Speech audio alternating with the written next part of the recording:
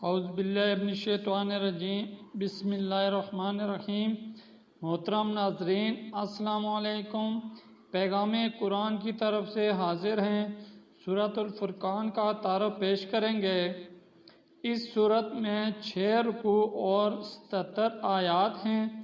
یہ سورت مکہ مکرمہ میں نازل ہوئی تھی اور اس کا بنیادی مقصد اسلام کے بنیادی عقائد کا اثبات اور ان کے بارے میں کفار مکہ کے مختلف اعتراضات کا جواب دینا ہے۔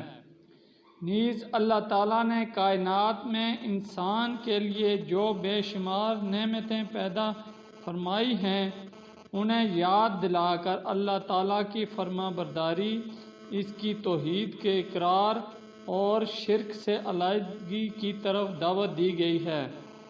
سورت کے آخر میں اللہ تعالیٰ کے نیک بندوں کی خصوصیات بیان فرمائی گئی ہیں اور ان کے صلے میں اللہ تعالیٰ نے ان کے لیے آخرت میں جو اجر و ثواب لکھا ہے اس کا بیان فرمایا گیا ہے۔ تو ناظرین، یہ تھا تعارف سورۃ الفرقان کا۔